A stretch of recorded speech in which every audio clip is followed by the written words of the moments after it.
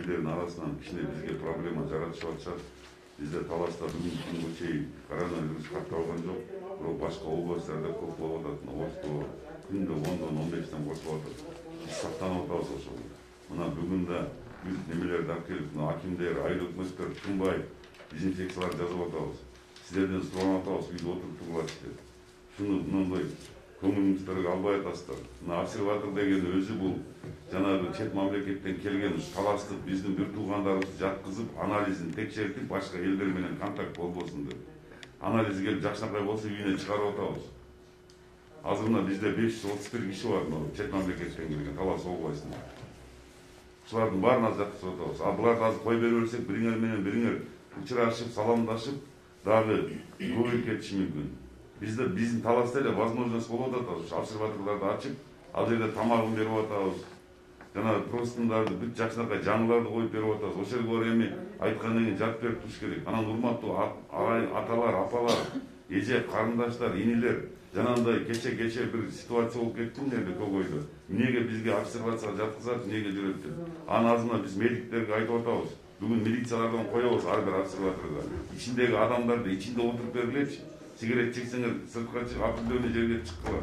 Кыдырбай тургула, азыр биздин анализиңер чыккандан кийин. Анализ чыккан, анализди азыр чыгарган жерде кыйын болуп атат. Очередь болуп атат. Ал ушулар анализдерге 1 күн болобу, 2 күн болобу, 3 күн болобу, 4 күн, 5 күн, надо будет 10 күн жатып бергиле ошол жерге. Биз силерге тамак ашты берип атат. Суранып кетем ушун. Калган бир туугандар үйдөн чыкпай отуруп тургулачы азыр. Действительно опасно болду. Көбөйүп атат күндөн күнгө аны чыккан жерлерде. Бунун баарын тынчтык менен мына кече Көгөйдүн эмесинде жүздөй бир тууган инилерим келип алыптыр, ошол жерде эмнеге киргизесиңер байкады. Ошону эле бир тууган эртең ооруп калса, мен ооруп калсам, же бул ооруп калса, эмне чыгарып бир жакка кетире беребизби? Ошону туура түшүнүү менен азыр жесткий мераларды кабыл алабыз. Чогулбагыла. Мындан ушуну сактанат экен, ушуну чоң Кытай мамлекети тынч отурчу үйлөрүнөн чыкпай отурмуштан чыгып кетишти. Бирден болсо чогула калса 100-200 бала.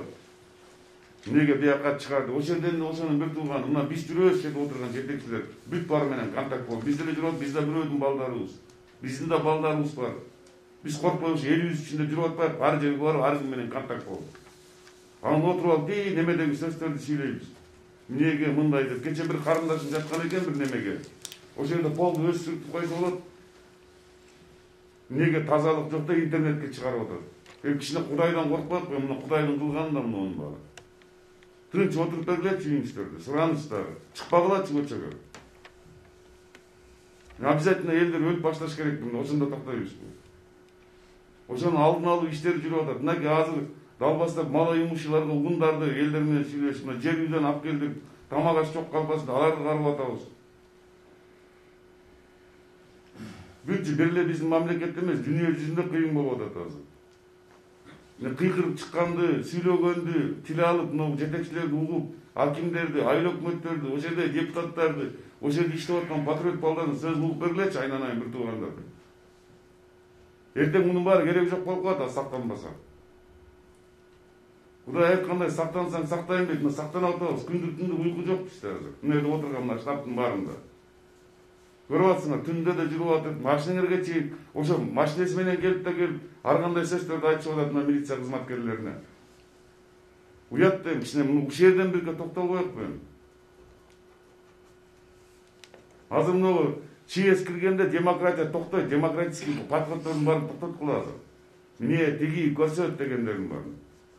Биз элибизге жамандык калып аткан жокпуз, элибизди сактап калайын деп атабыз. Силер бизге жардам беришиңер керек. Бир эле жардам сурап атабыз, үйүңөрдө отуруп бергилечи деп. Балдарыңарды карагылачы деп. Мына ушул жерде отурган ар бир аким, ар бир мэр, урматтуу бир туугандар, жүрүшөт байкуштар, ар жерде контакт болушупту.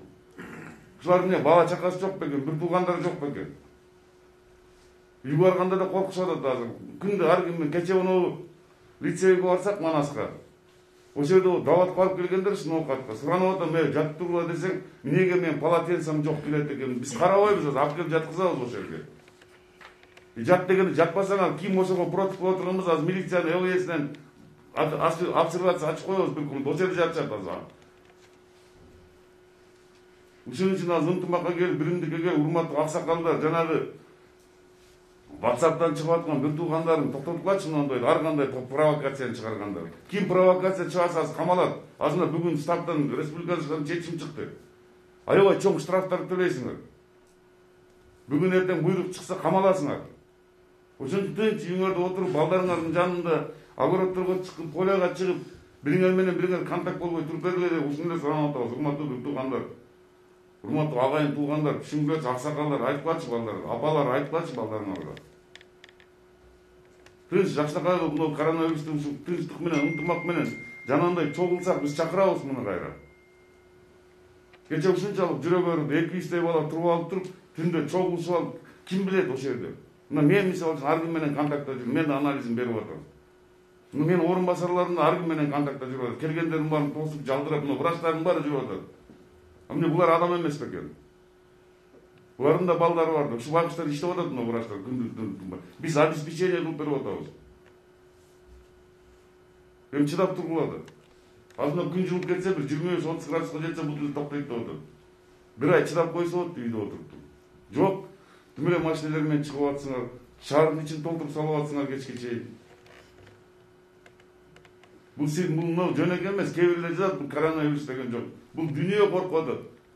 Кыргызстан эмес, чоң Америкалар, Кытайлар коркушуп атат, Россия коркуп атат будан, күрөшүп атат баары.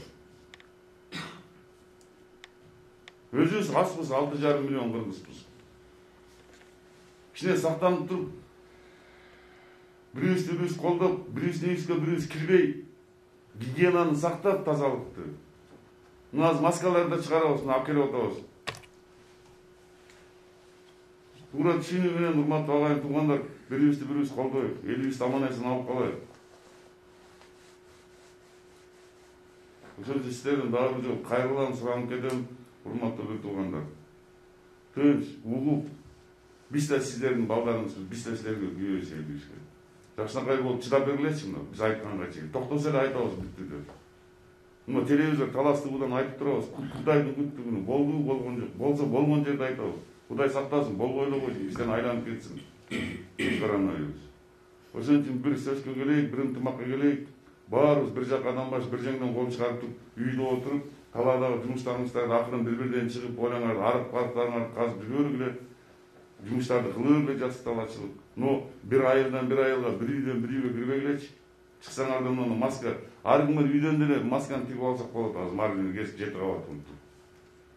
Колдон келишинче алып келип атат, жетпей атат. Мен сиздерге бир туугандарым ишенем, сиздер бизди колдоп бересиңер. Биз ушу коронавирустан сиздерди сактаганга бүт күчүбүздү жумшайлык. Рахмат баарыңыздарга.